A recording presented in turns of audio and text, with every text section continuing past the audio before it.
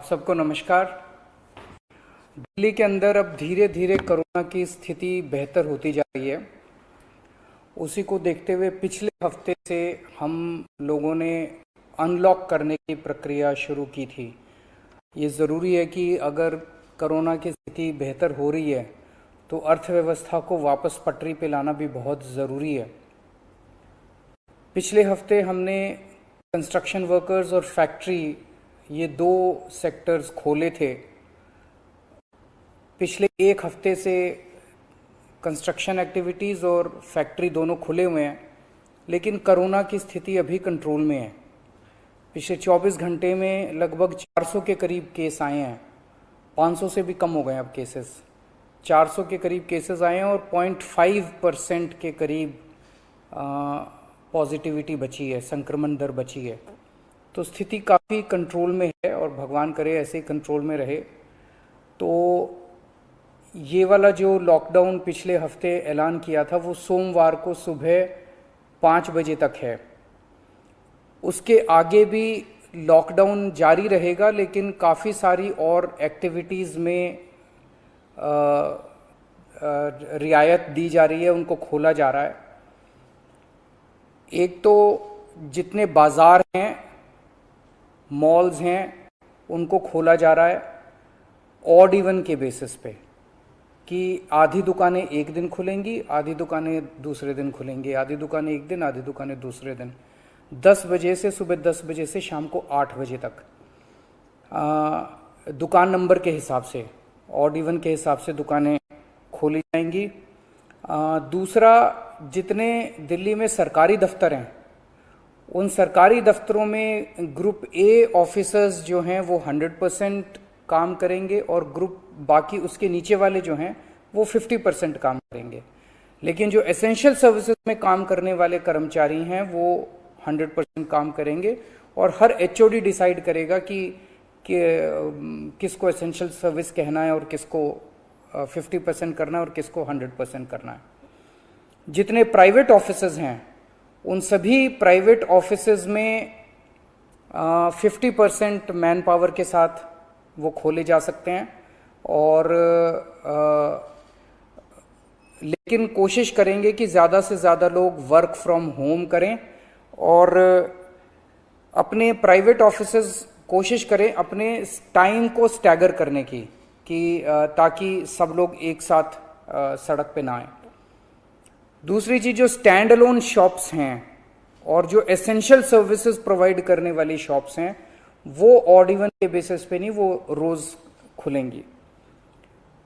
Delhi metro 50% capacity के ऊपर चालू की जा रही है और ई कॉमर्स के जरिए जो सामान बेचने की प्रक्रिया है वो चालू रहेगी।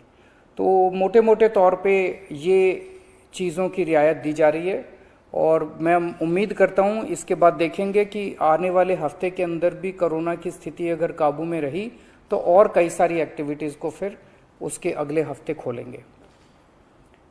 थर्ड वेव कहा जा रहा है, एक्सपर्ट्स कह रहे हैं कि थर्ड वेव आएगी। कब आएगी, कितनी भयावह होगी, इसके बारे में किसी को कोई जानकारी नहीं है। लेकिन एक जिम्मेदार सरकार होने के नाते हमारी जिम्मेदारी बनती है कि उसकी पूरी तरह से हम तैयारी करें, ताकि अगर थर्ड वेव आती है, अगर बहुत भयानक होती है, तो सरकार उस वक्त जनता के लिए तैयार हो। इसकी तैयारियां पूरे जोर शोर से दिल्ली सरकार के अंदर चल रही हैं और कल लगभग 6 घंटे तक मैंने 2 अलग अलग मीटिंग ली, एक्सपर्ट्स के साथ बात की, जिन ऑफिसर्स ने अभी कोरोना के दौरान काम किया था उनके साथ बात की। हमने 2 कमिटीज़ बनाई हैं, उन दोनों कमिटीज़ के साथ मैंने बहुत डिटेल में चर्चा की। एक चीज़ हम लोगों को ये तय करनी थी, इस बार कोरोना की जो पीक आई थी, मतलब एक दिन में मैक्सिमम कितने केस आए, लगभग 28,000 के करीब केसेस आए थे एक दिन में, 22 या 23 अप्रैल के आसपास। अगली पीक कितनी हो सकती है, तो ये तय किया गया कि अगली पीक 37,000, एक्सपर्ट्स के साथ बात करके, ऑफिसर्स के साथ बात करके, सबके साथ बात करके, कि 37,000 पीक मान के इसकी तैयारी शुरू की जाए। इसका मतलब ये नहीं है कि अगर इससे ज़्यादा की पीक आएगी तो हम तैयार नहीं हैं, हम उसके लिए भी तैयार हैं, लेकिन एक तरह से 37,000 के बेस के ऊपर अगर हम तैयार हो गए तो फिर अगर उससे भी कहीं ज़्यादा पीक आती है तो उसकी भी तैयारी हम लोग, उसकी भी, अगर 37,000 की तैयारी हमारी है तो फिर मान लीजिए और ज़्यादा आती है तो उसकी तैयारी तो होगी, उसके लिए हम ज़्यादा तैयार हो पाएंगे।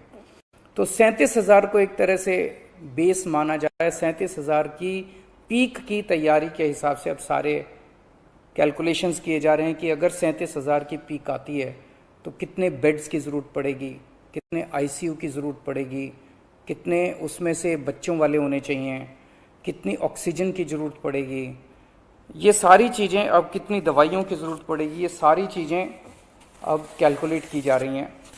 एक पीडियाट्रिक टास्क फोर्स अलग से बनाई गई है। वो पीडियाट्रिक टास्क फोर्स ये तय करेगी कि जितने हमारे ऑक्सीजन बेड्स होंगे उसमें से कितने बच्चों के होने चाहिए, जितने आईसीयू बेड्स होंगे उसमें से कितने बच्चों के होने चाहिए। जो बच्चों के होंगे उसके लिए फिर अलग किस्म का सारा इक्विपमेंट होगा, उसका अलग किस्म के मास्क होंगे, अलग किस्म का ऑक्सीजन का मास्क होगा, उसकी सारी चीज़ें अलग होंगी। वो पीडियाट्रिक टास्क फोर्स बना दी गई है कल, वो अलग से अपनी तैयारी करके अपनी रिकमेंडेशंस देगी। इस बार ऑक्सीजन की बड़ी कमी हुई थी और ऑक्सीजन की कमी की वजह से हम लोगों ने देखा कि कई बार ऐसे हुआ था जब ऑक्सीजन बेड्स नहीं मिले थे, ऑक्सीजन के लिए काफ़ी संघर्ष करना पड़ा था। अल्टीमेटली अपने को सुप्रीम कोर्ट के इंटरवेंशन के बाद केंद्र सरकार के सहयोग से अपने को ऑक्सीजन मिली, लेकिन जब तक ऑक्सीजन नहीं मिली तब तक दिल्ली में त्राही त्राही मच गई थी।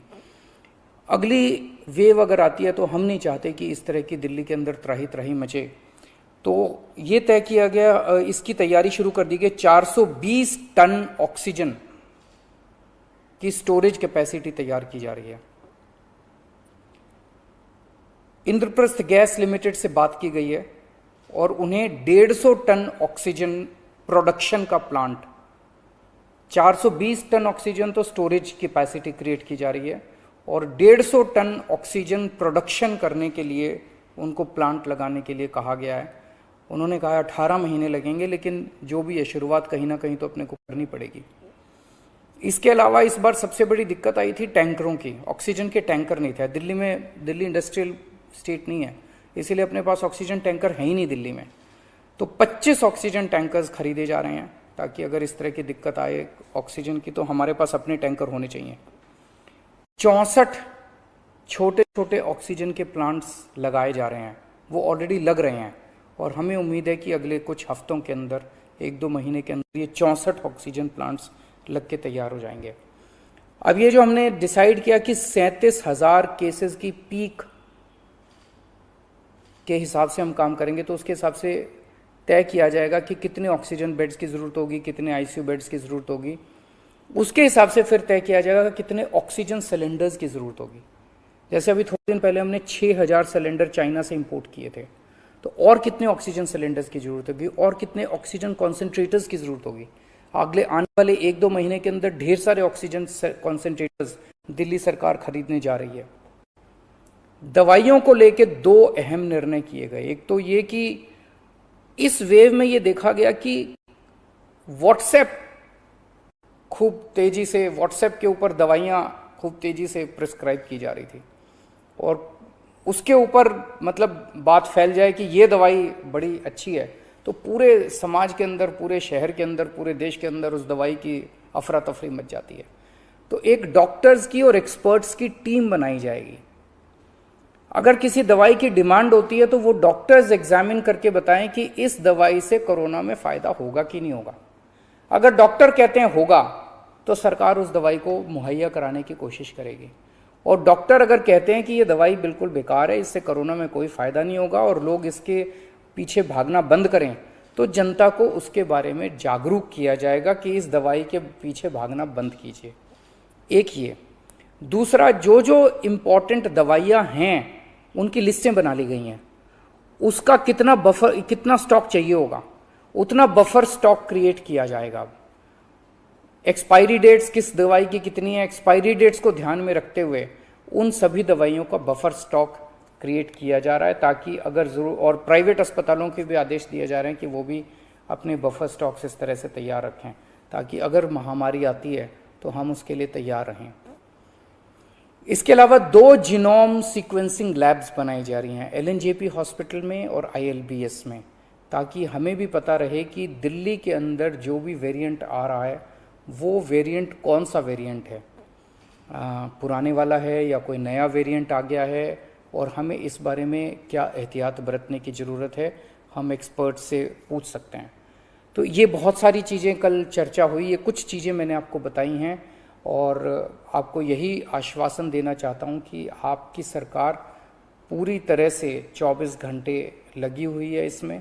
मैं उम्मीद करता हूँ कि अब कोई तीसरी वेव नहीं आनी चाहिए, उसके पहले हम कोशिश करेंगे अपने लोगों को वैक्सीनेट कर दें, लेकिन अगर तीसरी वेव आती है तो लोगों को तकलीफ़ नहीं होनी चाहिए, इसके बारे में हम पूरी कोशिश करेंगे। नमस्कार।